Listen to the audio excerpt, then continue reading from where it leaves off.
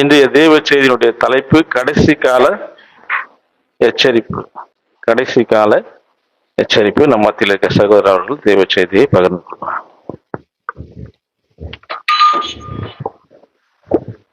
கிறிஸ்துக்குள் பிரியமான அன்பு சகோதர சகோதரிகளும் உங்களிடம் கர்த்தராகிய இயேசு கிறிஸ்து நாமத்தினாலே வாழ்த்தி வரவேற்கிறேன். இந்த அருமையான நாளை காணும்படியாய் செய்த பிதாவாகிய தேவனுக்கு இயேசு கிறிஸ்துவின் மூலம் நன்றிகளை ஏறெடுப்போம். இந்த நாளிலும் நாம் கடைசி காலத்துக்குரிய செய்திகளை தான் பார்த்து வருகிறோம். அதனால சுருக்கமா கடைசி கால எச்சரிப்புன்னு போட்டோம், அவ்வளவுதான். அந்த பேரை வைக்க போறான். அதனால இந்த நாள் மிக கடினமான ஒரு நாட்களை நோக்கி போய் கொண்டிருக்கிறது. புது வருடம் பிறந்ததிலிருந்து உலகத்துல ஒரு நிம்மதி இல்லாத ஒரு சூழ்நிலை உருவாயிருக்கிறது. அமெரிக்க ஜனாதிபதினால உலகத்துல ஒரு பதட்டம், இந்தியாவிலும் ஒரு பதட்டம் இருக்கிறது. நல்லவேளை அமெரிக்காவுக்கு இந்தியா வருவதில் எந்த தடையும் அவரு சொல்லல. அதே நேரத்துல அமெரிக்காவிலிருந்து இறக்குமதி ஆகிற பொருட்களுக்கெல்லாம் இந்தியாவில் 30% ரகசியமாக வரி விதிக்கப்பட்டிருக்கிறது என்று அமெரிக்காவில் இருக்கிற விவசாயிகளுக்காக அங்க இருக்கிற பாராளுமன்றத்தில் அவர்கள் முறையிட்டிருக்கிறார்கள். அதுக்கான போராட்டங்கள் கூட நடக்க இருக்கிறது என்று நியூஸ்ல வாசிச்சோம். இந்த ஆண்டு எந்த ஆண்டும் இல்லாத அளவுக்கு உலக அளவில் ஒரு பயமும் ஒரு திகிலும் சூழ்ந்திருக்கிறதை நம்மால் பார்க்க முடிகிறது. இதிலிருந்து சத்தியத்தை நேசிக்கிற கிறிஸ்தவர்களாய் நாம் பார்க்கும்போது இந்த அசாதாரணமான சூழ்நிலைகள் உலகத்தின் முடிவை நமக்கு எச்சரித்துக் கொண்டிருக்கிறது என்பதாக நாம் உணர்கிறோம். எல்லா காரியங்களிலும் ஒரு பக்கம் விஞ்ஞானத்து வளர்ச்சி என்று சொல்லுகிறார்கள், ஒரு பக்கம் சண்டை, உலகம் போய்கொண்டிருக்கிறது. இந்த 25 நாட்களுக்குள் நிறைய காரியங்கள், நிறைய சம்பவங்கள், நிறைய சஞ்சலங்கள் சேர்ந்து கொண்டு வருகிறதாக நாம் பார்க்கிறோம். தேவன் சபையாய் இருக்கிற நமக்கு அவருடைய சத்தியத்திற்குள்ள நடக்கிற நமக்கு அல்லது அவருடைய சத்தியத்தை விசுவாசிக்கிற நமக்கு இந்த உலகத்தினுடைய சூழ்நிலைகளையும் காட்டுகிறார், நம்மளுடைய சூழ்நிலைகளையும் காட்டுகிறார். நாம் அடுத்த நிலைக்கு எப்படி செல்ல வேண்டும் என்பதை காட்டுகிறார். அது மாத்திரமல்ல, நம்முடைய வாழ்க்கையில நிறைய விஷயங்களை சூழ்நிலைகள் மூலமாக அவர் நமக்கு கற்றுக் கொடுத்து வருகிறார் என்றதாக நாம் பார்க்கணும். நிறைய காரியங்கள் நமக்கு கற்றுக் கொடுத்து வருகிறார். ஒரு ஏற்றத்தாழ்வு வாழ்க்கைனா அதான் இல்லைங்களா, ஒரு ஏற்ற தாழ்வு.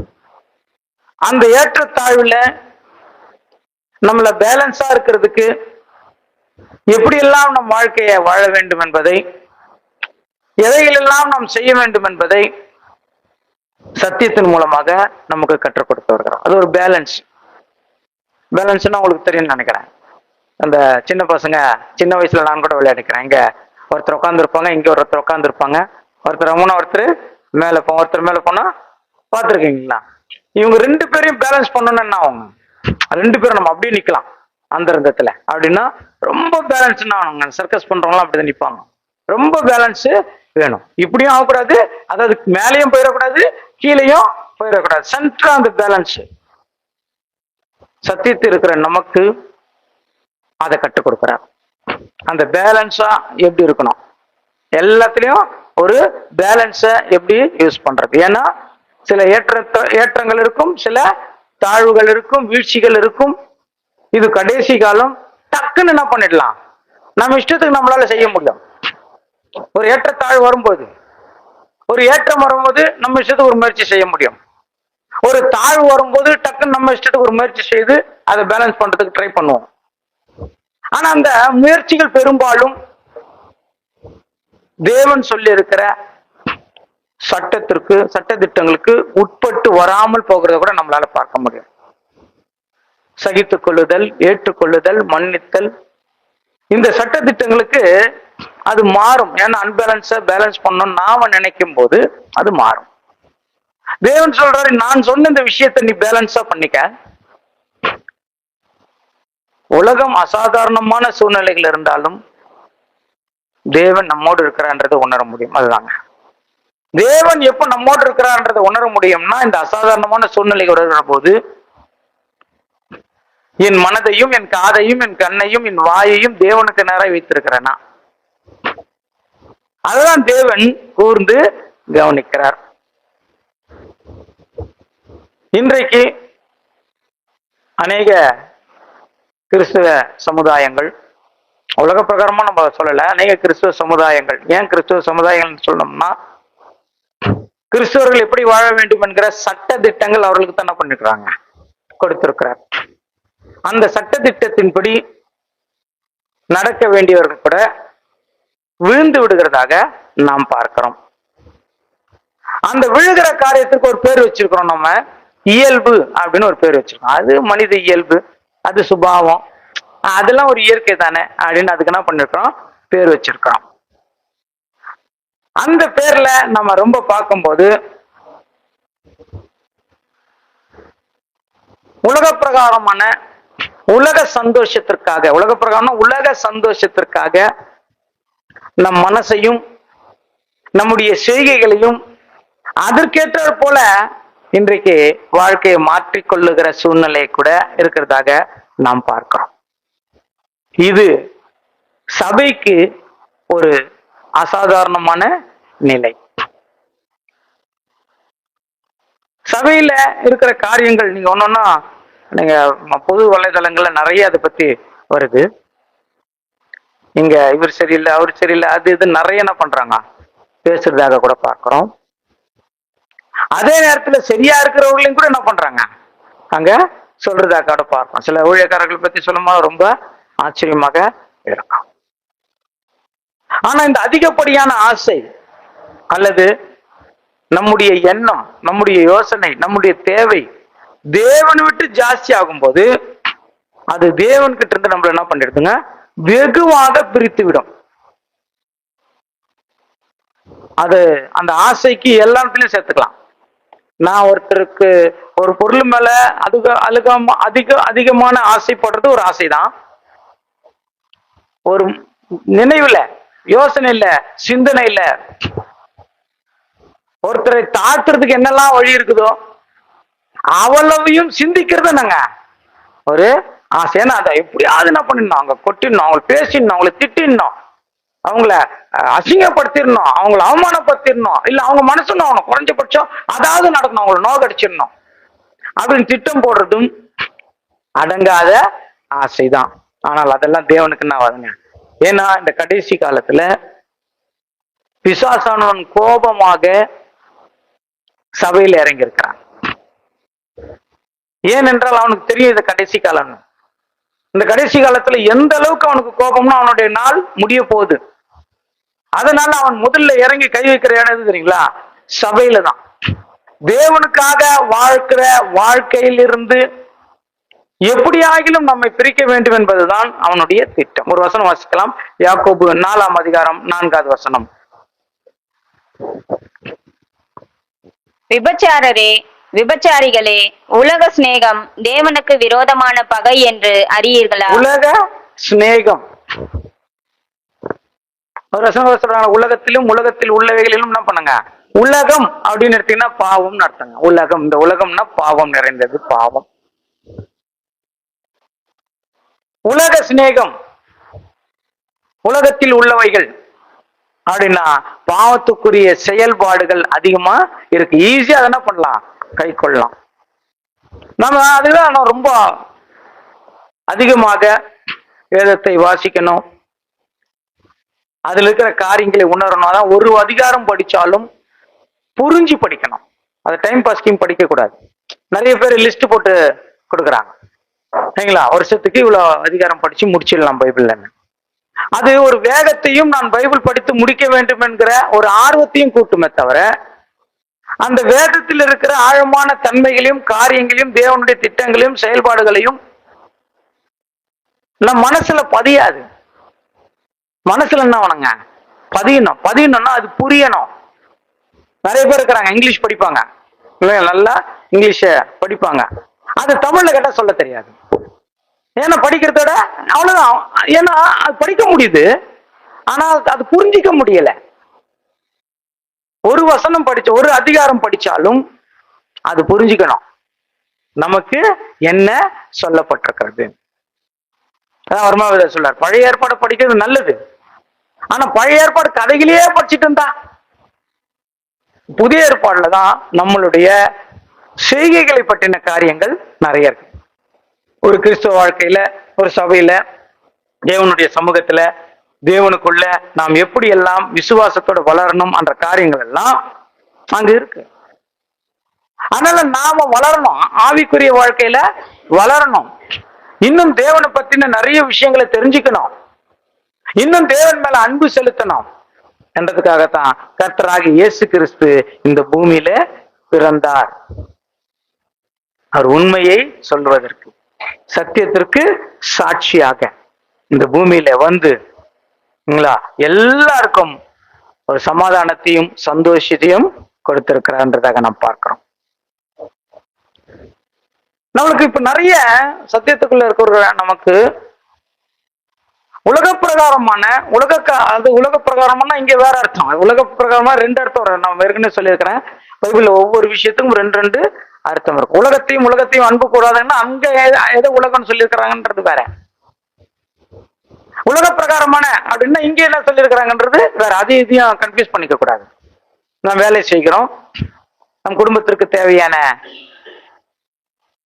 பணத்திற்காக நாம் உழைக்கிறோம், அதெல்லாம் உலகத்துல இருக்கிற காரியங்கள், அதான் உலக பிரகாரமான அப்படின்னு சொல்றது கூட நாம் பார்க்கிறோம். நம்மளுடைய ஆசீர்வாதம் எதை நோக்கி இருக்க வேண்டும்னா, ஆவிக்குரிய ஆசீர்வாதத்துக்கு தான் நம்மளுக்கு ரொம்ப முக்கியம்.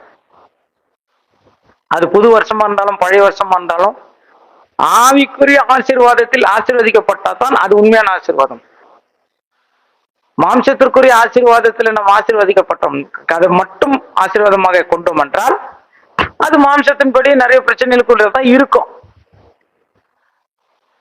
அதான் சொன்னார், முதலாவது தேவனுடைய ராஜ்யத்தையும் அவருடைய நீதியும் தேடுங்கள் அப்படின்னார். முதல்ல தேவனுடைய ஆசீர்வாதம், ஆவிக்குரிய சகல ஆசீர்வாதத்திலும் உங்களை ஆசீர்வதிப்பார். எபேசியர்ல சொல்லப்பட்டிருக்கிற மாதிரி சகலவித ஆசீர்வாதத்திலும். எங்க ஐயா ஒருத்தர் இருப்பார், அவர் அப்பப்போ சொல்லுவார், நாம் வாங்குகிறவர் அல்ல, கொடுக்கிறவர். கிறிஸ்துவ தன்மை என்னன்னா வாங்குறது இல்ல, கொடுக்கிறது. அதனால்தான் நற்கிரியைகளை செய்ய கிறிஸ்து இயேசுக்குள் நாம் சிருஷ்டிக்கப்பட்டோம்னு சொல்றோம். நாம் தேவனுக்குள்ள உலக பிரகாரமான ஆசீர்வாதத்திற்கு இல்லாமல் தேவனுடைய ஆசீர்வாதத்திற்கும் போது இந்த பூமியில நமக்கு என்ன வேணுமோ அது கிடைக்கும். என்னை பத்தி நான் சொல்லணும்னா, நான் ரொம்ப அந்த சத்தியத்துக்குள்ள வரும்போது ரொம்ப கஷ்டப்பட்டிருந்தேன். சத்தியத்துக்குள்ள வர்றதுக்கு முன்னாடி நான் ரொம்ப பெரிய லெவல்ல இருந்தேன். பெரிய பெரிய இடங்கள்ல எனக்கு வேலை நடந்தது. சொன்னா உங்களுக்கு தெரியுமா என்னன்னு தெரியல, நெய்வேலி நிலக்கரி சுரங்கம் எடுக்கிறாங்க பாருங்க, அதுல கம்ப்யூட்டர் கேபிளிங் நான் தான் பண்ணேன். இங்க பில் கம்பெனி ராணிப்பேட்டை, அதுல நான் தான் பண்ணேன். பெரிய பெரிய கம்பெனிகள் நான் பண்ணிக்கிறேன் வேலை, எலக்ட்ரிக்கல் எல்லாம் பண்ணிருக்கிறேன். பெரிய பெரிய கம்பெனிகள் நிறைய பேர் வேலை செஞ்சாங்க. எவ்வளவு பேர் என்கிட்ட வேலை செஞ்சாங்கன்ற விஷயம் எனக்கு தெரியவே தெரியாது. எனக்கு ஒரு மேனேஜர் இருப்பார், அவருக்கு தான் எல்லாம் தெரியும், அவர் தான் அரேஞ்ச் பண்ணுவார். நல்ல பையன், காசுக்கு முன்ன பின்ன லேட் ஆனாலும் அவர் வீட்டுல இருக்கிற நகை வச்சு எல்லாருக்கும் சம்பளம் எல்லாம் கொடுத்துருவார். அவ்வளோ உயர். எங்க வேலை நடக்குதுன்னா 2 பேஜர், உங்களுக்கு பேஜர் தெரியுமான்னு தெரியல, ஒரு காலத்துல 2 பேஜர் வச்சிருந்தவன் நான். அவர் கம்பெனில வேலை செஞ்சேன், கம்பெனி பேஜர் 1, என் பேஜர் 1. செல்போன் வாடகை எடுத்து வச்சுருந்தவன். செல்போன் 1990ல 92 94 நினைக்கிறேன், அப்பதான் வந்தது. வாடகை எடுத்து வச்சுட்டு இருந்தவன். இன்கமிங் 8 ரூபாய், அவுட் கோயிங் 16 ரூபாய். அவ்வளோ ஒரு உயர்ந்த நிலையில இருந்தவன். ஆனால் நான் தேவனுக்குள்ள வந்தோன்னா என்னை எவ்வளவு அடிமட்டமா போட்டுட்டாருன்னா, அதான் சொல்லியிருக்கேன் நான். காணிக்கை கூட என்னால என்ன பண்ண முடியாது, கொடுக்க முடியாம பேப்பர்ல தான் என்ன பண்ண முடியும், எழுதி கொடுக்க வேண்டிய சூழ்நிலை. வர்மா பிரதர் அவருடைய ட்ரெஸ் கொடுப்பாரு, அவர் ஒரு நாள் 2 நாள் யூஸ் பண்ண ட்ரெஸ் இதுன்னு கொடுப்பாரு. அதுதான் நான் வெளியே போட்டுக்கிறதுக்கு எங்கேயாவது அங்கே ஃபங்க்ஷனுக்கு அங்கெல்லாம் போட்டுக்கிறது நல்ல ட்ரெஸ்னா அதுதான். வர்மா பிரதர் கொடுத்த ட்ரெஸ் தான் எனக்கு நல்ல ட்ரெஸ், என் தேவைதான். ஆனாலும் அந்த தேவைக்கு மத்தியத்துல தேவனை பத்தி நம்ம தேவைன்னு நினைக்கிறோம் பாருங்க, அப்போதான் நம்ம தேவைகள் எல்லாத்தையும் அவர் சந்திச்சிடுறாங்க. எவ்வளவு கஷ்டம், எவ்வளவு பிரச்சனைகள் தான், அப்படியே கீழே தள்ளிதான் மேல தூக்குவார். எப்பவுமே தேவனுக்குள்ள ஒருத்தர் வந்தாங்கன்னா அவங்கள கீழே கொண்டு போய் தான் அவர் மேல கொண்டு வர. ஏன்னா இவ்வளவு நாள் நீ மேல இருந்தது உன் சுய பலத்துல, அதனால இப்ப இருந்தா கூட என்ன பண்ண, உன்னுடைய சுய பலம் தான் தெரியும், என் பலம் என்ன ஆகாது தெரியாது. அதனால என்ன பண்றாருங்க, கீழே கூட்டு போறாரு. வனாந்தரத்துல 40 வருஷம் அவர்களை சுற்றி திரிய பண்ணாரு. ஏங்க தேவன் பலன் எப்படி இருக்குதுன்னு அவங்களுக்கு என்ன தெரியணும். கிடியோனுக்கு சொல்லும் போது அவங்க ரொம்ப ஜாஸ்தி அனுப்பு, வெறும் 300 பேர் போதும் எனக்கு 1,20,000 பேரை ஜெயிக்கிறதுக்கு. ஏன்னா நிறைய பேர் இருந்தா எங்க பலத்தில் தான் ஜெயிச்சேன்னு சொல்லுவாங்க, என்னோட மகிமை என்ன ஆகாது, விலங்கு தெரியாமல் போயிடும் அப்படின்ற மாதிரி கீழே இருந்து என்ன பண்ணுவாங்க. ஏன்னா தேவனுக்காக மட்டும் ஆசைகள், நம்மளுடைய ஆசீர்வாதங்கள் எல்லாம் தேவன் விஷயத்துல கேட்கணும். தேவனே நான் வேதம் வாசிக்கிறதுல என்னை ஆசீர்வதிங்க, நான் ஜெபம் பண்றதுல ஆசீர்வதிங்க, நான் மற்றவர்களுக்காக உதவி செய்யறதுல என்னை ஆசீர்வதிங்கன்னா அந்த ஆசீர்வாதம் ஆவிக்குரிய ஆசீர்வாதம் பூமிக்குரிய ஆசீர்வாதத்திற்கு அழகாக வழிவகுத்துக்கு. அது நான் என் வாழ்க்கையில பார்த்ததை நான் உங்ககிட்ட ஷேர் பண்றேன். அவ்வளவு அன்புள்ள தேவன். யாக்கோபு 1ஆம் அதிகாரம் 21வது வசனம் வாசிக்கலாமா? யாக்கோபு 1:21. ஆகையால் நீங்கள் எல்லாவித அழுக்கையும் கொடிய துர்க்குணத்தையும் ஒழித்துவிட்டு உங்கள் உள்ளத்தில் நாட்டப்பட்டதாயும் உங்கள் ஆத்துமாக்களை ரட்சிக்க வல்லமையுள்ளதாயும் இருக்கிற வசனத்தை சாந்தமாய் ஏற்றுக்கொள்ளுங்கள். ஏன் வசனத்தை சாந்தமா ஏற்றுங்களா? நம்மளுடைய நோக்கம், நம்மளுடைய சிந்தனை எல்லாம் ஆசீர்வாதத்துக்கு மேலேயே போயிடுச்சுன்னா வசனம் வேலை செய்ய மாட்டேங்குது. வசனத்துக்கு இம்பார்ட்டன்ட் என்ன ஆயிடுது, போயிடுது. பாரம்பரியத்துக்கு ரொம்ப என்ன ஆகுதுங்க, முக்கியத்துவம் வந்துடுது. பாரம்பரியம்னா அதை செய்தாலும் அதை செய்யாவிட்டாலும் நம்ம ஒன்றும் பரலோகம் போறதுல முக்கியத்துவம் கிடையாது. அது அவங்கவுங்க இஷ்டம், தேவன் என்ன பண்ணிட்டாரு விட்டார், அதான் பாரம்பரியம். வசனத்துக்கு என்ன ஆகலங்க, முக்கியத்துவம் இல்லாமல் போகும்போது நம்ம ஆசீர்வாதத்துக்கு என்ன பண்ணிடுறோம், அதாவது உலக பிரகாரம் ஆசீர்வாதத்துக்கு முக்கியத்துவம் கொடுத்துறோம். ஆனா தேவனுக்குள்ள ஒரு ஆசீர்வாதம் வரணும், அதுக்கு ஒரே காரணம் வசனம் தான். அடுத்த வசனங்க, அல்லாமலும் நீங்கள் உங்களை வஞ்சியாதபடிக்கு திருவசனத்தை கேட்கிறவர்களாய் மாத்திரமல்ல அதன்படி செய்கிறவர்களாயும் இருங்கள். அதுதான் முக்கியம். திருவசனத்தை கேட்கிறது, நிறைய கேட்போம், நிறைய கேட்போம். தேவன் பதில் கொடுக்கிறவரா இருக்கிறார், கரெக்ட் தானே? தேவன் பதில் கொடுக்கிறவர் இருக்கிறார். நாம் எதையாவது கேட்டலாம், அதுக்கு என்ன பண்றாரு, பதில் கொடுக்கிறார். ஆனா நாம அந்த பதில் என்னவா நினைக்கிறோம் தெரியுமா, தேவன் கட்டாயம் எனக்கு கொடுப்பாருன்றதுதான் பதில்னு நினைக்கிறோம். ஆனால் கொடுக்க மாட்டேன்னு சொல்றதும் பதில் தான், கரெக்டா? அவர் பதில் கொடுக்கிற தேவன் தானே, அவர் தருகிறன்றதும் பதில் தான், தரமாட்டேன்றதும் பதில் தான். அந்த தரமாட்டேன்ற பதில் ஏற்றுக்கொள்ளுகிற பக்குவம் நமக்கு குறைஞ்சிது. ஏன் தெரியுமா, வசனத்தின் மேல நாட்டம் இல்லை. உலகத்திலும் உலக காரியங்களும் உலக ஆசீர்வாதங்களும் அதிகம் நாட்டம் இருக்கிறவர்களுக்கு அதை ஏற்றுக்கொள்றது ரொம்ப ரொம்ப நாங்க கஷ்டம். நிறைய இடத்துல பார்த்துருப்பீங்க, எங்களுக்கு ஆம்பளை பிள்ளை தாங்க பிறக்கணும் அப்படின்னு. எது இருந்தாலும் பரவாயில்ல இல்லையா, அது ஆமாமா, எதை கொடுத்தாலும் பரவாயில்ல. ஆனா தேவனுக்கு என் மனசு தெரியும், எனக்கு ஆம்பளை பிள்ளை தான் கொடுப்பாருன்னு. இது யாருக்கு அந்த மனசு தெரியும், எது மேல எண்ணம் வரும்? ஏன், உலக ஆசீர்வாதம் அதிகமா இருக்கும் போது நம்மளுடைய எண்ணங்கள் செயல்கள் எல்லாமே அப்படித்தான், அதுக்குத்தான் இம்பார்ட்டன்ட் ஆயிரும். ஆனா வசனத்தில் இருக்கிற மாதிரி இருக்கும், அது ஒரு மாயை தோற்றம் தான். கண்ணாடியில் முகம் பார்க்கறது போல ஒரு பிம்பமாக தோன்றுமே தவிர அது வசனம் என்ன ஆகாதுங்க, உள்ள போகாது. வசனம் உள்ள போல அப்படின்றது நமக்கு தெரியாது, ஆனா மத்தவங்களுக்கு நம்மளை பார்க்கும்போது கிளியரா ஆயிடும், தெரிஞ்சிடும். ஒரு நீரோட்டம் மாதிரி கிறிஸ்தவ வாழ்க்கையில சத்தியத்துக்குள்ள வந்துட்டா நம்ம வாழ்க்கையை எப்படி நம்ம மாற்றிக்கிறோம்னா ஒரு நீரோட்டம் மாதிரி. நீரோட்டம் பார்த்துருக்கீங்களா? இங்க இருக்கும், அப்புறம் அங்க இருக்க அந்த கடல் பகுதியில போறவங்க கிளியரா சொல்றாங்க எங்க நீரோட்டம் இருக்குது, எங்க என்னன்னு சொல்றாங்க. அப்படி நீரோட்டம் எங்க இருக்குது அங்க என்ன பண்ணிடும், போயிடும். ஏங்க ஒருத்தர் எங்கேயோ விழுந்திருப்பாரு, ஆனா அவருடைய டெட் பாடி வேற எங்கேயோ இருக்கும், கேட்டாக்கா நீரோட்டத்துல என்ன ஆயிடுச்சு, போயிடுவாங்க. நீரோட்டம் வெளியில தெரியுது இல்ல, அது அவங்க கடல்ல இருக்கிறவங்க அவங்களுக்கு புரியுது, அது எங்க நீரோட்டம் என்னன்றது அவங்களுக்கு தான் தெரியுது, நம்மளுக்கு தெரியாது. அப்படிப்பட்ட ஒரு வாழ்க்கை தான் நம்ம எல்லாத்தையும் நாங்க ஒரு நீரோட்டமா இங்கன்னா அங்க, அங்கன்னா இங்க, அங்கன்னா இங்க, ஒரு ஸ்ட்ரெயிட் ஃபார்வர்ட்ல இல்லாத ஒரு சூழ்நிலை கூட, அசாதாரணமான சூழ்நிலை உலகத்துக்கு மட்டும் இல்ல, இந்த ஆண்டு நமக்கும் நேரிடக்கூடாதுன்னு தேவன் விரும்புறார். ஒரு வசனம் வாசிக்கலாம், 2 பேதுரு 2 20-22. 2 பேதுரு 2 20-22. நாய் தான் கக்கினதை தின்னவும் கழுவப்பட்ட பன்றி சேற்றிலே புரளவும் திரும்பினது என்று சொல்லப்பட்ட மெய்யான பழமொழியின்படியே அவர்களுக்கு சம்பவித்தது. அதுதாங்க, நாய் தன் கக்கினதை தின்னவும். வேண்டாம், கக்கினதை தின்னவும்னா அது வேண்டாம்னு ரிஜெக்ட் பண்றதுன்னு அர்த்தம், வேற ஒண்ணும் இல்ல. வாந்தி அப்படின்னா வாந்தி பண்ணி போடுவேன்னு நம்ம பண்ணிடுவாரா, அப்படி கிடையாது. சரிங்களா, உன்னை வேண்டான்னு ரிஜெக்ட் பண்ணிடுவேன் அப்படின்றது அதோட அர்த்தம்.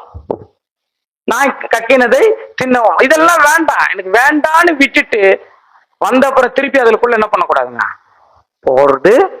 சரிங்களா, நம்ம மனசாட்சியை நம்ம அடகு வைக்கிற மாதிரி. வேண்டாம்னா வேண்டாம், அவ்வளவுதான். இது தேவனுக்காக நான் என்ன பண்ணிடுறேன், விட்டுடுறேன், தேவனுக்காக நான் பண்ணிடுறேன் அப்படின்னா வேண்டாம், வேண்டாம்னா வேண்டாம் தான். நாய் மாதிரி என்ன ஆயிடக்கூடாது, யாக்கோபு 1:20, யாக்கோபு பேருங்க, யாக்கோபு 1:22. அல்லாமலும் நீங்கள் உங்களை வஞ்சியாதபடிக்கு திருவசனத்தை கேட்கிறவர்களாய் மாத்திரமல்ல, அதன்படி செய்கிறவர்களாயும் இருங்கள். எண்ணத்தினாலனி ஒருவன் திருவசனத்தை கேட்டும் அதன்படி செய்யாதவன் ஆனால் கண்ணாடியிலே தன் சுபாவ முகத்தை பார்க்கிற மனுஷனுக்கு ஒப்பாயிருப்பான். அவ்வளவுதான், போதுங்க. அது நம்ம ஏற்கனவே வாச்சிட்டோம்.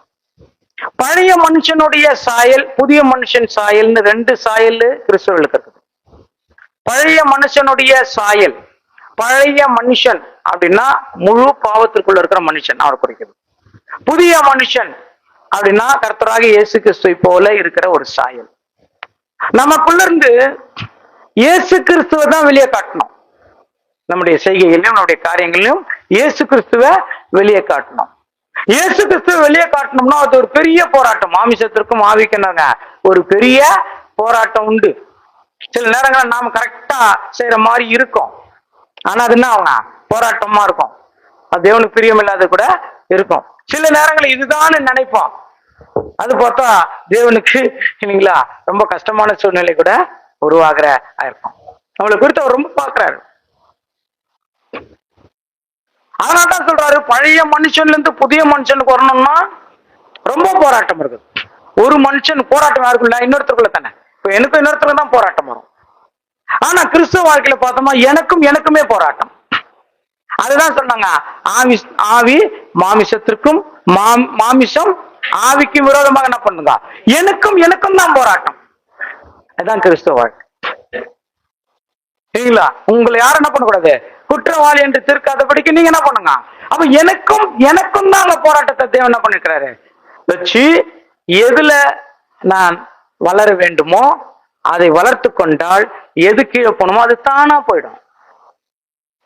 எனக்கு கோபம் அதிகமா இருக்கிறது, கோபம் அது விடணும் அப்படின்னா அதுக்கு ஒரு வழிதான், ஒரே வழிதான் சாந்தம். கோபத்திற்கு எதிர்ப்பதும் சாந்தம். அப்போ நான் வசனத்தின்படி எதை ஏற்றுக்கொள்ளுகிறேன்? நான் கிறிஸ்தவ வாழ்க்கைக்கு வந்தது எதுக்கு? திருப்பி நாய் கக்கினதை தின்ற மாதிரி நான் பண்ணக்கூடாதுங்க, போக கூடாது. அதுக்குத்தான் தேவன் பல நன்மைகளை அற்புதங்களை அதிசயமாக நமக்கு செய்து வருகிறார். தேவன் கிட்ட நன்மை பெற்றுறோம். நிறைய முறை கூட சொல்லியிருக்கிறேன், தேவன் கிட்ட நன்மையை பெற்றுக் கொள்கிறோம். தாவீது கூட நன்மையை பெற்றார். ஆனா அவர் சொன்ன விஷயத்த, அவர் சொன்ன சாட்சிய நாம் கூர்ந்து கவனிக்கணும்.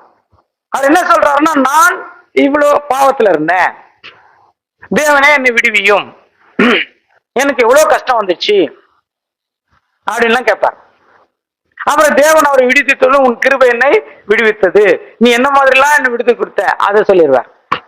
ஆனா அதோட நிக்காம இன்னொரு வசனம் சொல்வாரு, இன்னொரு வார்த்தை சொல்வாரு, உன்னுடைய கட்டளைகளை எனக்கு கற்றுத்தாரும், உன்னுடைய வழிகளை எனக்கு போதியும், அதிலே நான் நடப்பேன். அந்த அந்த பாயிண்ட் நம்ம விட்டுட்டோம்னா நாம் ஆசீர்வாதத்தை தேடுகிற கிறிஸ்தவர் ஆயிடுவோம். ஆவிக்குரிய ஆசீர்வாதத்தை தேடுற கிறிஸ்தவர்னா அந்த பாயிண்ட் வரணும். தேவனே, எனக்கு இத்தனை நன்மைகள் எனக்கு செய்வீரே, இத்தனை பிரச்சனைகள் இருந்து என்னை நீக்கினீரே, நான் உனக்குள்ள வளராதபடிக்கு எனக்குள்ள எந்த பாவம் இருக்குது காட்டுப்பா, நான் அதை என்ன பண்ணிடுறேன், விட்டுறேன். ஏன்னா எனக்கு நன்மை செய்தீரே. அதுதான் முழுமையான சாட்சி. ஒரு சாட்சி சொல்லும் போது கூட அதான், நான் இப்படி இருந்தேன், இப்படி வந்துச்சு, தேவன் எனக்கு உதவி செய்தார் அப்படின்னு இன்னொருத்தருக்கு ஒரு விசுவாச வளர்ச்சி வருது. ஆனால் அது கூட நான் ஒரு பாவத்தை விட்டுட்டேன்னா அவங்க பரிசுத்த வளர்ச்சி வளருது. ஓ, தேவன் நன்மை செய்தா நம்ம ஒரு பாவத்தை என்ன பண்ணிடணும், விட்டுடணும் அப்படின்ற எண்ணம் நாங்க வருது. ஆனால் தான் தேவன் எல்லா நன்மைகளும் நமக்கு என்ன பண்றாங்க, செய்கிறார். அந்த பரிசுத்தம் ஆவறதுக்கு எல்லா விதமான நன்மைகளும் நமக்கு செய்து வழங்குகிறார். அவரை துக்கப்படுத்தினா, நல்லது செஞ்சிட்டா அப்படியே ரிஜெக்ட் பண்ணிட்டாங்கன்னா நம்ம மனசு உடையுது.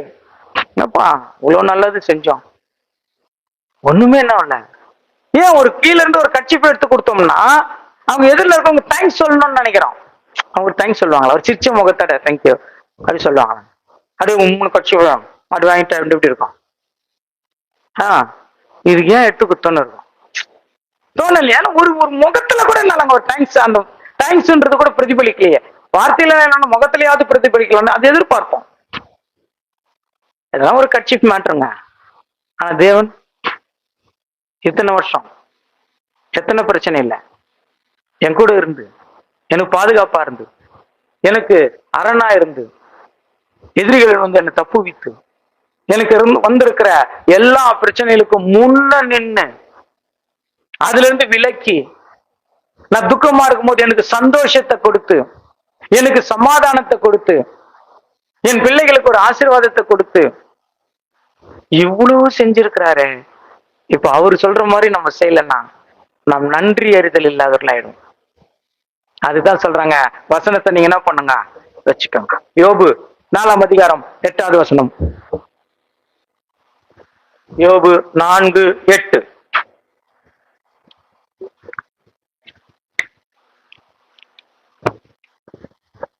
நாம் கண்டிருக்கிறவர்கள் அநியாயத்தை தீவினையை விதைக்கிறவர்கள் அதையே அறுப்பார்கள். நீ எதை விதைக்கிறாயோ அதையே அறுப்பாய். நீ அநியாயத்தை விதைச்சிட்டோம்னா, அநியாயம்னா ரொம்ப பெருசாலாம் யோசிக்க வேண்டாங்க. தேவன் எதை செய்ய வேண்டாம் என்று சொல்லுகிறாரோ அதெல்லாம் செஞ்சோம்னா அது அநியாயம். தேவன் எதை செய்யுங்கள் என்று சொல்லுகிறாரோ அதெல்லாம் நல்ல விதை. அநியாயத்தை விதைச்சேன்னா அநியாயம் தான். கலாத்தியர் 6ஆம் அதிகாரம் 7-8. கலாத்தியர் 6ஆம் அதிகாரம் 7-8. கலாத்தியர் 6ங்க, கரெக்டா? மோசம் போகாதிருங்கள், தேவன் தம்மை பரியாசம் பண்ண ஓட்டார். மனுஷன் எதை விதைக்கிறானோ அதையே அறுப்பான். அங்க என்ன பண்றாங்க அதுதான் சொல்றாரு. ஏசியா 66:4. ஏசியா 66:4 திருவள்ளியம் கூட வாசிக்கலாங்க. ஏசியா 66:4. நான் கூப்பிட்டும் மறு உத்தரவு கொடுக்கிறவன் இல்லாமலும், நான் பேசியும் அவர்கள் கேளாமலும், அவர்கள் என் பார்வைக்கு பொல்லாப்பானதை செய்து நான் விரும்பாததை தெரிந்து கொண்டது நிமித்தம் நானும் அவர்களுடைய ஆபத்தை தெரிந்து கொண்டு அவர்களுடைய திகில்களை அவர்கள் மேல் வர பண்ணுவேன். திருவிழியத்தில் வாசிக்கலாங்க. நானும் அவர்களுக்குரிய தண்டனையை தேர்ந்து கொள்வேன், அவர்கள் அஞ்சுகின்றவற்றை அவர்கள் மீது வரச் செய்வேன். ஏனெனில் நான் அழைத்த போது எவரும் பதில் தரவில்லை, நான் பேசிய போது அவர்கள் செவி கொடுக்கவில்லை. என் கண் முன்னே தீயவற்றை செய்தார்கள், நான் விரும்பாதவற்றை தேர்ந்தெடுத்தார்கள். தெளிவா சொல்லிட்டால. நான் பேசினேன், நான் விரும்பாதவற்றை. ஒருத்தர் எனக்கு இது விருப்பம் இல்லை அப்படின்னு சொல்லாத வரைக்கும் அதை செஞ்சா பிரச்சனை இல்லை. எப்போ சொல்லிடுறாங்களோ, எப்போ அந்த காதுக்கு வருது அதுக்கப்புறம் செஞ்சாதுன்னாங்க பிரச்சனை. அப்ப தேவனுடைய வார்த்தையை கேட்டுட்டோம். நிறைய வார்த்தைகள் வாசிக்கிறாங்க, வசனங்கள் கேட்கிறோம், படிக்கும் போது கேட்கிறோம், அதன்படி செய்யலன்னா தேவனுக்கு என்ன ஆயிடுங்களா, தண்டனை. அது தண்டனை இல்ல, அது சிக்ஷைங்க. ஆக்சுவலா குழந்தை தப்பு போனோமோ தலையில ஒரு அடி அடிக்கிறோம்ல, அவ்வளவுதான், அந்த அடி தான் அடிப்பாரு. ஏன்னா தேவனு பிள்ளைகள் என்ன பண்றது இல்ல, அவரு மரணம் வரைக்கும் அவங்க எப்படியாவது வரணும்ன்றதுதான் தேவனுடைய என்ன அடிச்சு அடிச்சு என்ன பண்றாரு, கரெக்ட் பண்ணினே வருவார். அதுதான் அங்க சொல்றாரு இல்லைங்களா? அதான் 2 தீமோத்தேயு 3ஆம் அதிகாரம் 16வது வசனம். 2 தீமோத்தேயு 3ஆம் அதிகாரம் 16வது வசனம். வேத வாக்கியங்கள் எல்லாம் தேவ ஆவியினால் அருளப்பட்டிருக்கிறது. வேத வாக்கியங்கள் எல்லாம் தேவ ஆவியினால் அருளப்பட்டிருக்கிறது. தேவனுடைய மனுஷன் தேறினவனாகவும் தேரணும். அதுதான் தேரணும். எங்கிருந்து தேரணும்? பாவத்திலிருந்து, உலக காரியங்களிலிருந்து, உலக எண்ணங்கள்ல இருந்து, உலக ஆசைகளிலிருந்து தேவனுக்கு ஏற்ற நற்குணத்துல தேரணும். தேறினவர்களாகவும். வேத வாக்கியங்கள் எல்லாம் தேவ ஆவியினால் அருளப்பட்டிருக்கிறது. தேவனுடைய மனுஷன் தேறினவனாகவும் எந்த நற்கிரியையும் செய்ய தகுதியுள்ளவனாகவும் இருக்கும்படியாக அவைகள் உபதேசத்துக்கும், கடிந்து கொள்ளுதலுக்கும், சீர்திருத்தலுக்கும், நீதியை படிப்பிக்கிறதலுக்கும் பிரயோஜனம் உள்ளவைகளாய் இருக்கிறது. பிரயோஜனம் உள்ளதா இருக்கிறது. வேத வாக்கியங்கள் எப்படி இருக்குங்க? நமக்கு ரொம்ப யூஸ்ஃபுல். எப்படியோ எப்போ அதை படிக்கிறதுனால இல்ல, அதை கை கொண்டு நடக்கிறதுனால, அதை ஃபாலோ பண்றதுனால. சரிங்களா? அதனால்தான் மாமிசத்தின் எண்ணம், மாமிசத்தின் யோசனை, மாமிசத்தின் வழிகள் சீர்கேடான வழிகளா மாறிட்டு இருக்குங்க. ஒரு நல்ல ஒரு விஷயம் வந்தாலும் அது எந்த அளவுக்கு கெட்ட விஷயமா மாற்றிடலாமோ அந்த அளவுக்கு மாற்ற முடியும். இப்ப சமீப காலத்துல கூட ஏஐன்னு ஒண்ணு ரொம்ப அந்தனி கூட ஒரு விஷயம் சொல்லியிருந்தார். ஏஐ நினைச்சுங்க, ஏஐ அப்படின்னு வந்துச்சு. ஆர்டிபிஷியல். அது பாருங்க, அது பெரிய லெவல்ல இருக்குது, சின்ன லெவல்ல இருக்குது. சின்ன லெவல்ல நம்ம செல்போன்ல கிரியேட்னு ஒரு ஆப்ஷன் வருது, அதை போட்டா அந்த ஏஐ வருது. நம்ம ஏதோ ஒரு போட்டோ ஆட் பண்ணோம்னா அது ரொம்ப அழகா பண்ணிடுது. டேவிட் பிரதர்லாம் ரொம்ப அழகா கோட்டு கட்டெல்லாம் போட்டு விடவே இல்லை. ஒரு நைட் எல்லாம் பார்த்துட்டு இருந்தார், எப்படி பண்ணலாம் எப்படி. எங்களுக்கு நல்ல நல்ல ஒரு டெக்னாலஜி, நல்லதுதான். ஆனா அந்த டெக்னாலஜி என்ன பண்ணிட்டாங்க, தப்பா பயன்படுத்துற வழியை கண்டுபிடிச்சிட்டாங்க. தவறான வழிகள் ரொம்ப ஈஸியா. நான் வர்மாவிட்ட சொன்ன பாருங்க, அவரு போட்டோ எல்லாம் கொஞ்சம் பண்ணி காமிச்சு பாருங்க, எப்படி மாத்தி இருக்குது பாருங்க கொஞ்ச நேரத்துக்கு. ஆமா பிரதர், இல்ல நல்ல விஷயமும் இருக்குது, கெட்ட விஷயமும் இருக்குது. இந்த டெக்னாலஜி வந்துச்சு, இது ஒரு நல்ல விஷயத்துக்காக தான். ஆனா அது கெட்ட விஷயமா என்ன பண்ணிடுறாங்க, மாத்துறாங்க. பாருங்க, எதெல்லாம் நமக்கு கெட்ட விஷயத்துக்குள்ள போகாம இருக்குதோ அதெல்லாம் சீக்கிரமா மறைஞ்சு போகுது. இப்போ டிவி இல்லைங்களா, டிவி ரொம்ப பாப்புலர் ஆச்சு. ஏன்? நிறைய கெட்ட விஷயங்கள் எல்லாம் இருக்குது. அதுக்கு முன்னாடி வீடியோ, அதுக்கப்புறம் டிவி பாப்புலர் ஆயிடுச்சு. இப்போ அது சினிமா, வீடியோ, டிவி அப்படி ஆயிடுச்சு. உங்களுக்கு தெரியுமா தெரியல, பேஜர்னு ஒண்ணு வந்தது. பேஜர், அதுல வெறும் மெசேஜ் தான். அது எப்படி கொடுக்கலாம், அந்த கம்பெனிக்காரனுக்கு சொல்லணும், அவன் அது ஓகே இது அனுப்பலான்னு அவனுக்கு தோணுனா தான் அனுப்புவான். ஃபார் எக்ஸாம்பிள், திடீர்னு எங்க அம்மா செத்துட்டாங்க அப்படின்ற மெசேஜ் சொன்னீங்கன்னா போட மாட்டாங்க. அந்த இறந்துட்டாங்கன்ற மெசேஜ் போட மாட்டாங்க. அவர்கள் ரொம்ப சீரியஸா இருக்கிறாங்க, அது வரைக்கும் தான் போடுவாங்க. அந்த மாதிரி ஏதாவது ஒரு விஷயம் சொன்னா அவன் சென்ஸ் பண்ணி அதெல்லாம் போட மாட்டாங்க, போன்லயே சொல்லுவான். அது எவ்வளவு பேர் தெரியல, நம்ம பேஜ் வச்சிருந்தா சொல்றோம். அது ஒரே வருஷத்துல எங்க இருக்குதுன்னு தெரியாம போச்சு. நம்ம செல்போன் வந்துச்சு, செல்போன்ல எல்லா வகையான நல்லது இருக்குது, கெட்டது இருக்குது. வேணான்னு சொல்ல முடியாது, இந்த ஏஐ கூட வேணான்னு சொல்ல முடியாது. அதுல நல்ல விஷயமா இருக்குது. செல்போன்ல நல்ல விஷயம் இருக்குது, உடனே பேசிக்கிறோம், கம்யூனிகேஷன் அது இது வருது. போட்டோ தூரமா, இப்ப எங்க பொண்ணு தூரமா இருக்குது, நேரம் நாங்க வீடியோல பேசுறோம், நல்ல விஷயம். ஆனா நிறைய என்ன ஆகுதுங்க, கெட்ட விஷயமா இருக்குது. நிறைய நேரங்கள் நம்ம கெட்ட விஷயத்தை பார்க்கும்போது பத்தியா எப்படி எல்லாம் இருக்குது அப்படின்னு நினைச்சுக்கிறோம். அதோட விட்டா ஓகே, ஆனா அடுத்தது பாக்குறோம், அப்போ இங்க பத்தி இன்னும் கெட்டதா பண்ணிக்கிறாங்க ஆச்சா, அப்படியே அடுத்தது வருது. அப்புறம் மனசு என்ன ஆகுதுன்னா, எவ்வளவு கெட்டதா பண்ணிக்கிறான்னு பாக்கலாமே, எத்தனை கெட்டது இருக்குதுன்னு பாக்கலாமே. கொஞ்சம் கொஞ்சமா தேவனொட்டு என்ன வரும், அது பாவம் வந்துருச்சுங்களா. எந்த ஒரு, நான் நினைச்சேங்க, எந்த ஒரு டெக்னாலஜியும் மனுஷனால உருவாறது இல்லை, தேவனால தான் ஆகுது உருவாகுது. ஆனா அந்த நல்ல விஷயத்த அவன் தாறுமாறாக பண்ற வேலை எல்லாம் யார்தான் பண்றாங்க.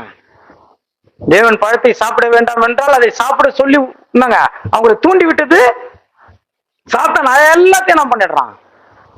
ஆனா இயேசு கிறிஸ்துவின் வருகைன்னு வரும்போது இந்த டெக்னாலஜி எல்லாம் எதுக்கும் யூஸ் ஆக போகுது. இல்லைன்னா தேவன் என்ன பண்ண மாட்டாரு, இத செய்ய மாட்டார்.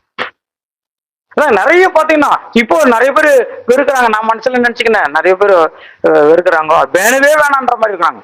அது பயனுள்ளது இருக்குது, அதான் சொன்னேன்ல, இது சின்ன சாஃப்ட்வேர் இது இருக்குதுன்னா காசு கொடுத்து வாங்குற சாஃப்ட்வேர் ஒண்ணு இருக்குது. அது வந்து போட்டோ ஸ்டுடியோல வாங்குறாங்க. அது எப்படின்னா இவங்க உட்காந்துன்னு எடிட் பண்ணிட்டு அதெல்லாம் பண்ண வேண்டிய அவசியமே இல்லை.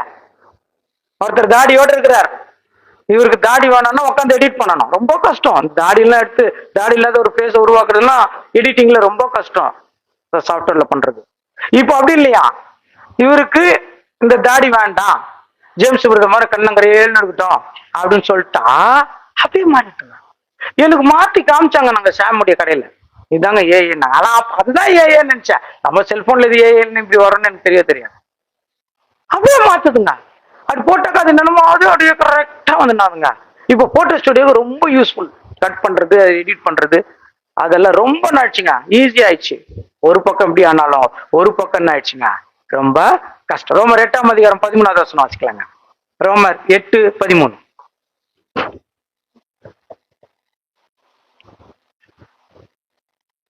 மாம்சத்தின்படி பிழைத்தால் சாவீர்கள், ஆவியினாலே சரீரத்தின் செய்கைகளை அழித்தால் சரீரத்தின் செய்கைகள். அதுதான் சொன்னேன், எல்லா டெக்னாலஜியும் இருக்கு. அது சரீரத்தின் செய்கைகளுக்குள்ள என்ன ஆயிடக்கூடாது, போயிடக்கூடாது.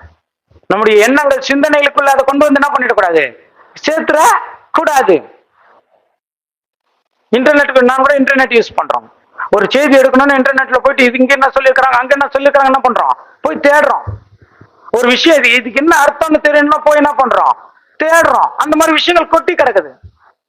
நம்மளுடைய படிப்புக்கும் நம்முடைய ஆவிக்குரிய வாழ்க்கைகளுக்கும் என்னங்க, நம்மளுடைய விஞ்ஞானம் பயனுள்ளதுதான். ஆனால் பயன்படுத்துகிற கரங்களை பொறுத்து. ஒரு களிமண் எடுத்து ஒரு பானையா செய்ய முடியுமா? ஒரு களிமண்ணை பானையா செய்ய முடியுமா? ஈஸியா முடியும். அதே களிமண்ல ஒரு சிலையை செய்ய முடியும். அதே களிமண்ணை எடுத்து செவுத்துல அடிக்கவும் முடியும். யார் யார் கைக்கு அந்த களிமண் போது அதுதான். அப்ப அது கரெக்டா இருக்கணும்னா இல்லைங்களா, தேவனுக்குரிய காரியங்களுக்கு தான் முக்கியம், அவருடைய வசனத்துக்கு தான் முக்கியம், அதன்படித்தான் வாழணும். உலகத்திற்கு ஒத்த வேஷம் தெரியக்க கூடாது. யாருக்காகவும் எதுக்காகவும் நம்ம கொள்கையை மாத்திக்கூடாதுங்க. சுருக்கமா சொன்னதுதான், யாருக்காகவும் எதுக்காகவும் என்னுடைய கொள்கை என்ன பண்ண முடியாது, மாற்றிக்க முடியாது. நான் அப்படித்தான். நீங்க ஏத்துக்கணும், ஏத்துக்க போங்க, அவ்வளவுதான். நீங்க கேட்டா கேளுங்க, கேட்கா கட்டி போங்க, அவ்வளவுதான். தேவன் என்ன எனக்கு என்ன கேள்வி கேட்பாரு, நீ சொன்னியா, நான் சொன்னேன், அவ்வளவுதான். சரி, இவங்க செய்ய வச்சு அது என் வேலை இல்லை. அதே மாதிரி ஒரு தேவன் என்கிட்ட என்ன கேட்பாரு, நான் உனக்கு சொன்ன, நீ கேட்டியா, கேட்டேன், செஞ்சியா, என்னதான் கேட்பாரு. வசனம் தான் நமக்கு முக்கியம். அதான் சொல்றாங்க 1 தெசலோனிக்கேயர் 2:13. 1 தெசலோனிக்கேயர் 2:13.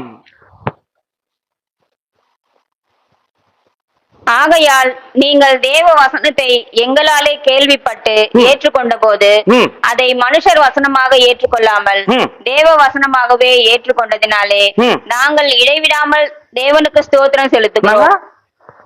மனுஷ வசனம் எங்க இருக்கும், அவர் உதரில் இருக்கும். தேவ வசனம் எங்க இருக்கும், வேதத்துல இருக்கும். அப்ப வேதத்தின்படி சொல்லி என்ன பண்ணுங்க, புரிய வைக்கணும்.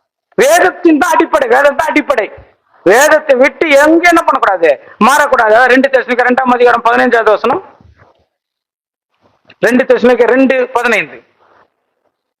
ஆகையால் சகோதரரே, நீங்கள் நிலை கொண்டு வார்த்தையினாலாவது நிருபத்தினாலாவது நாங்கள் உங்களுக்கு உபதேசித்த முறைமைகளை கை கொள்ளுங்கள். தேவனுடைய வார்த்தையின் முறைமைகளை தான் என்ன பண்ணுங்க, கை கொள்ளணும். அதைத்தான் நம்ம இங்க என்ன பண்றோம், சொல்றோம். வசனத்தை தான் சொல்றோம். வசனம் இல்லாத எங்கேயும் என்ன பண்ணல. உங்கள் கரங்களில் இருக்கிற வேதத்தில் அது இருக்கிறதா, அதை பாருங்க. இருந்தா ஏத்துட்டு தான் ஆகணும். ஏத்துக்காம இருக்கிறது சிலர் சொல்லுவாங்க, பாத்துக்கீங்களா, அதெல்லாம் நான் ஒத்துக்கிறது இல்லைங்க. எவ்வளவுதான் வசனம் சொன்னாலும் சரி, அதெல்லாம் ஒத்துக்கிறது இல்லை. அவங்க கிட்ட ஒண்ணுமே பேச முடியாது. அப்படி என்ன பண்ணிடணும், அதெல்லாம் நான் ஏத்துக்கிறது இல்லை, என்ன ஒண்ணுமே என்ன பண்ண முடியாது. வசனம் இருக்குது, ஏத்துக்கலன்னா விட்டுறணும். தேவனுடைய வார்த்தை. ஏனென்றால் இது கடைசி காலமாய் இருக்கிறது. ஆகையினால் இந்த கடைசி காலம் போராட வேண்டிய காலம். அதான் முதல்லயே சொல்லிட்டேன், அசாதாரணமான சூழ்நிலை. உலகத்துக்கு மட்டும் இல்ல, கிறிஸ்துவுக்காக வாழ்கிற கிறிஸ்துவர்களுக்கும் இந்த அசாதாரணமான சூழ்நிலை.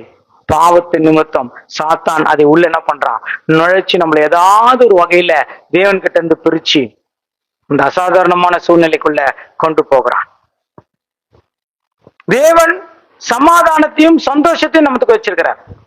சமாதானத்தையும் சந்தோஷத்தையும் தேவன் நமக்கு வைத்திருக்கிறார். தேவனுடைய வார்த்தையினால் தான் நம் மனம் முழுசா நிரம்பி இருக்கணும். தேவனுடைய வார்த்தை தான் ஞாபகம்னாங்க. தேவனுடைய வார்த்தை, அவருடைய காரியங்கள் தான் ஞாபகமா இருக்கணும். ஃபுல்லா நாங்க மனப்பாடமா மனசுக்குள்ள இருக்கணும்.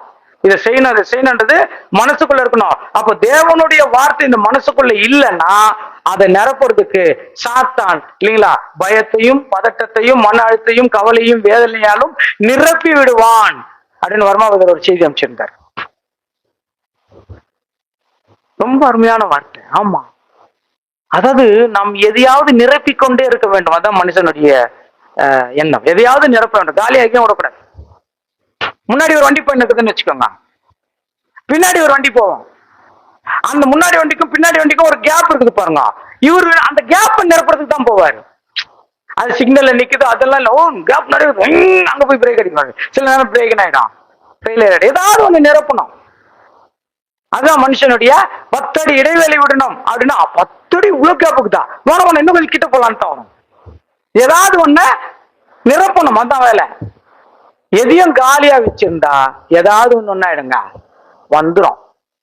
ஏதாவது ஒண்ணு நிரப்புறதுக்கு என்ன ஆயிடும், முக்கியத்துவம் ஆயிடும். அது ஆகக்கூடாது.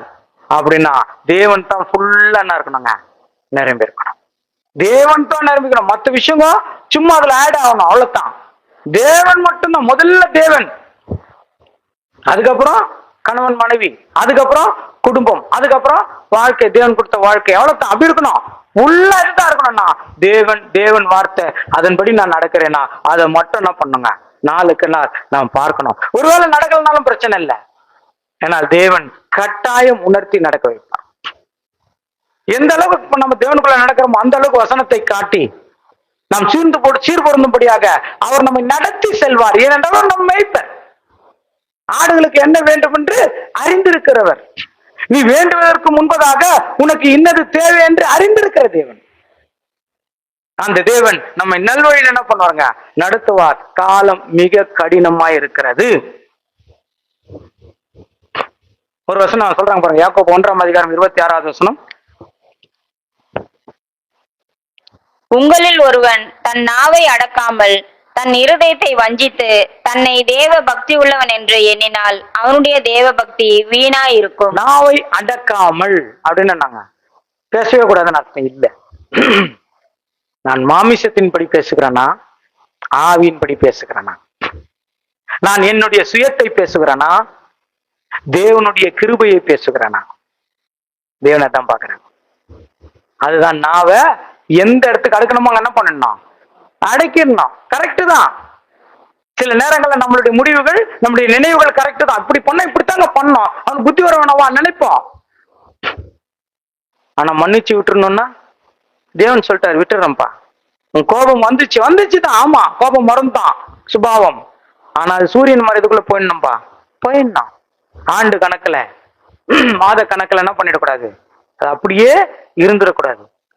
தெரியாமல் அவர்களை சந்திக்க வேண்டிய சூழ்நிலை வந்தா ஒரே ஒரு குட் மார்னிங், அவ்வளவுதான்.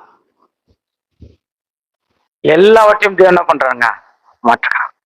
தேவன் நமக்கு ஆலோசனை கொடுக்கிறவரா இருக்கிறார். ஏன்னா கடைசி காலத்துல நம்ம நாங்க போயிட்டு இருக்கிறதுனால தேவன் தரும் ஆலோசனை பாருங்க. நம் வழி விலகி போகும்போது அதை உணர்த்துவதற்கு தேவன் கட்டாயம் உதவி செய்யறார். வாசிக்கலாங்களா? மத்தேயு 26:44. மத்தேயு 26:44.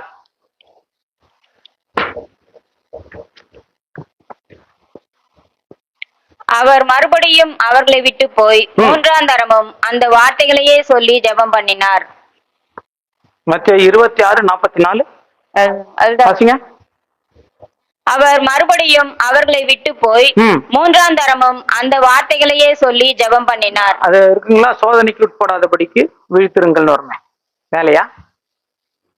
மேல் வசனமும் 41 வாசிங்க. நீங்கள் சோதனைக்குட்படாதபடிக்கு விழித்திருந்து ஜெபம் பண்ணுங்க. விழித்திருந்து நாங்க தேவனுடைய ஆலோசனை. அதுதான் நிறைய சோதனைகள் வரும், நிறைய அவசரம்.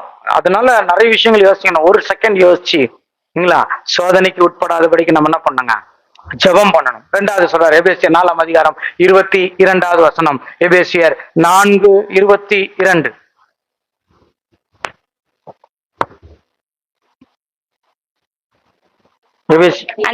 வாசிங்க சிஸ்டர், வேகமா வாசி. அந்தபடி முந்தின நடக்கைக்குரிய மோசம் போக்கும் இச்சைகளாலே கெட்டு போகிற பழைய மனுஷனை நீங்கள் கலைந்து போட்டு, கெட்டு போகிற பழைய மனுஷனை நீங்கள் கலைந்து போட்டு 23 உங்கள் உள்ளத்திலே புதிதான ஆவி உள்ளவர்களாகி மெய்யான நீதியிலும் பரிசுத்தத்திலும் தேவனுடைய சாயலாக சிருஷ்டிக்கப்பட்ட புதிய மனுஷனை தரித்துக் கொள்ளுங்கள். புதிய மனுஷன் என்ன பண்ணுங்க?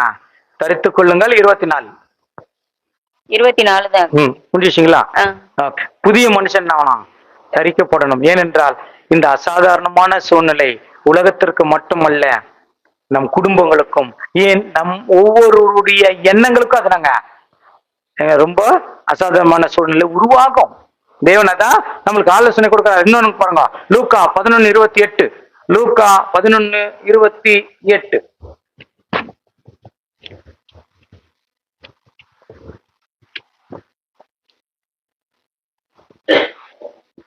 அதற்கு அவர், அப்படியானாலும் தேவனுடைய வார்த்தையை கேட்டு அதை காத்து கொள்ளுகிறவர்களே அதிக பாக்கியவான்கள் என்றார். தேவனுடைய வார்த்தையை கேட்டு, மனுஷன் வார்த்தை. இப்ப நான் சொல்றேன், தயவு செய்து யாரும் கேட்காதீங்க. நான் பல இடத்துல அதை சொல்றேன். உங்களுக்கு செடி எடுக்கும்போது கூட நான் அதை சொல்லியிருக்கிறேன். நான் சொன்னதுன்னு நான் கேட்காதீங்க.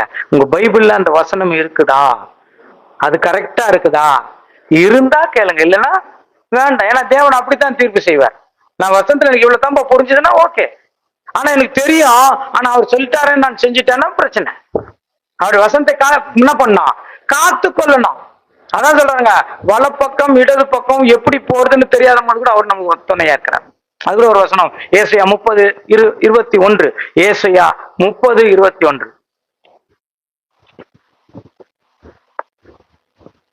நீங்கள் வலதுபுறமாய் சாயும் போதும் இடதுபுறமாய் சாயும் போதும் வழி இதுவே, இதிலே நடவுங்கள் என்று உங்களுக்கு பின்னாலே சொல்லும் வார்த்தையை உங்கள் காதுகள் கேட்கும். காதுகள் கேட்கும்னு என்ன அர்த்தம்?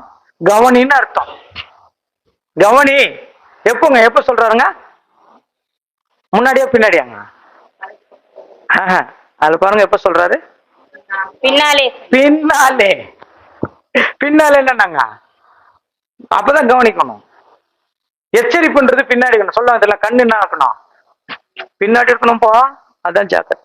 அப்ப பின்னாலே சொல்லும் வார்த்தைனா கவனிச்சாதான் பின்னாடி நாங்க பேசுறது தெரியும். அவன் பின்னாலே சொல்லும் வார்த்தைன்னு இதை எடுத்துட்டோம்னா, நம்ம திருவிழத்தில் என்ன போட்டுக்கிறாங்க பாருங்க, ஏசாயா 30:21. திருவிழத்தில் என்ன சொல்றாங்க பாருங்க, 21. ஏசாயா. நீங்கள் வலப்புறமும் இடப்புறமும் எப்பக்கம் சென்றாலும் வழிதான், இதுதான் வழி, இதில் நடந்து செல்லுங்கள் என்னும் வார்த்தையை பின்னிருந்து உங்கள் செவிகளில் பின்னிருந்து.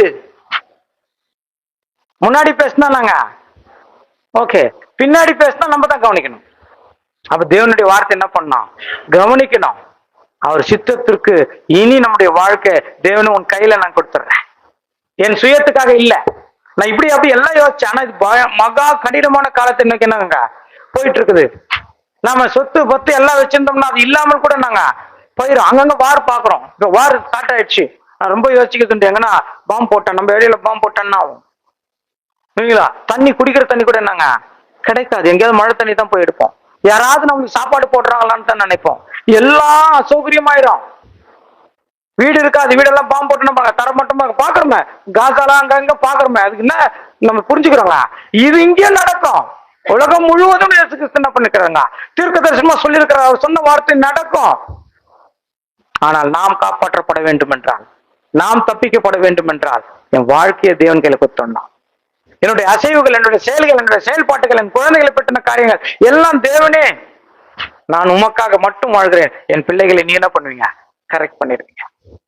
எவ்வளவுதான் சாத்தான் பிள்ளைகளை இழுத்தாலும் சரியான நேரத்துல நாம் பண்ணுகிற ஜெபமும், நாம் தேவனுக்காக வாழ்கிற வாழ்க்கையும், நாம் தேவனுடைய பேச்சை கேட்டு நடக்கிற அந்த செயல்பாடும் அந்த பிள்ளைகளுக்கு ஆசீர்வாதமா இருக்கும். எல்லாவற்றையும் தேவன் மாற்றி போட்டுருவார் இந்த கடைசி காலத்துல.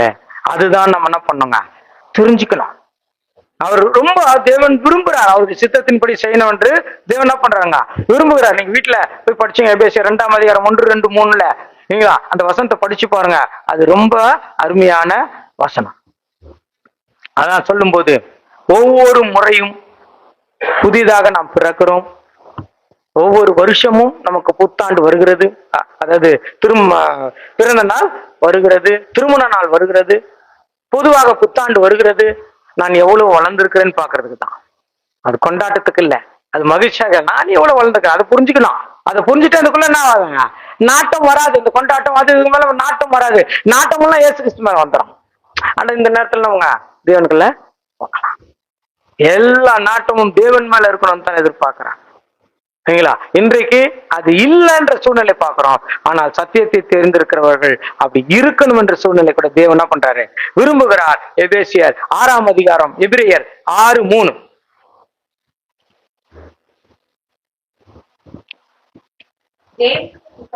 தேவனுக்கு சித்தமானால் அவ்வளவுதாங்க, அவருடைய சித்தத்தின்படி நாம செய்வோம். எபிரேயர் 13ஆம் அதிகாரம் 20-21. எபிரேயர் 13ஆம் அதிகாரம் 20-21. ஏனெனில் ஒரு மிருகமாகிலும் மலையை தொட்டால் அது கல்லெறியுண்டு அல்லது அம்பினால் எய்யுண்டு சாக வேண்டும் என்று சொல்லப்பட்ட கட்டளையை சகிக்க மாட்டார்கள். அதுங்க 13-20. நித்திய 20-21.